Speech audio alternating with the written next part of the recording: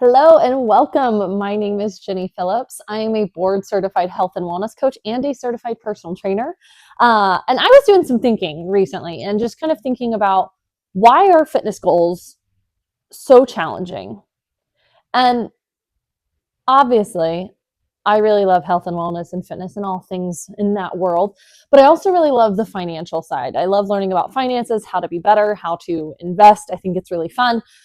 And there's a common thread between the two. I think those two things in life are two of some of the hardest goals for people to stick with. And the reason is because we don't see results instantly. Both financial goals and fitness goals require the ability to consistently choose to delay gratification.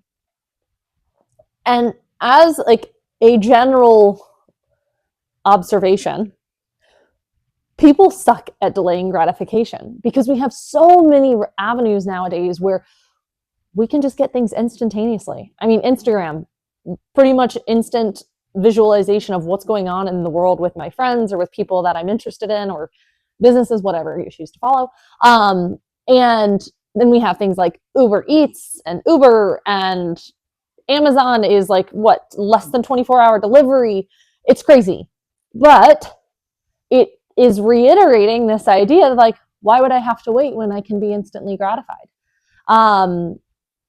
And the reality is that working out, sure, you might feel, that rush of endorphins after your workout, but you're not just instantly healthier or instantly stronger. And same with the financial side of things. Like you might, get excited by, putting that $100 into your investment portfolio and the next day it shoots up. But like, is that all you're going to do? You're just going to stop there? If you really want to see that big long-term payoff, what is required is the ability to consistently delay gratification. And that's hard. That's not an easy task for anybody. Our brains don't want to do that. We want the here and now. And so being able to say, I'm going to postpone this instant feeling of gratification, and I'm going to go choose to do the thing that's actually going to benefit my future self. And that's hard because we don't get to reap the benefits instantaneously. Maybe with working out, if we're having a bad day, those endorphins might feel good. But again, like that's not enough for people usually to choose that continuous thing of I'm going to keep going here and choosing this option. And so one of the ways that we can really focus on delaying gratification is by bringing it back to, well, why did I even start in the first place? Why do I care? So think about your goal. Think about what you want for yourself. Think about that future you that you have and that you are envisioning for yourself. Why does that picture, why does that vision, why do those things matter to you? Why do you care about that? Why do you want that for yourself? Asking why and really getting to the deeper understanding of why did I even start in the first place is one of the most helpful and powerful motivators that we can have, especially when it comes to being able to bring ourselves out of the here and now and remember why did I start this in the first place? Because as you know, I'm sure you are familiar with it, you're not going to be motivated every single day of your life. And truthfully, that's just not realistic or fair. So what do we do on those days when we're not motivated? There are a lot of things you can do. And one thing that can help remind us is bringing it back to the why did I start in the first place? Why do I care about this? There's actually a technique, it's called the 5 whys. It was actually started by the founder long time ago, founder of Toyota. And it was really to get to the root cause of a problem. And it's basically like you ask why 5 times. And by that 5th why, it's not necessarily 5 whys. You might get to the root of the problem in 3 whys, but that's kind of the framework. But at the end of that, you figured out that root cause, that root thing of why do I want the thing that I want? And for me, personal example is I want to still be mobile when I'm older. Well, why do I want that? Because I want to be able to take care of myself and I want to feel like I'm independent still. Why do I want that? Because I want to be able to do the things that I enjoy doing up until my last days if possible. Um, and that has helped me on so many hard days when I just didn't feel like it and I wanted to choose the instant gratification of staying on the couch instead. Reminding myself that this workout or this whatever isn't for the here and now.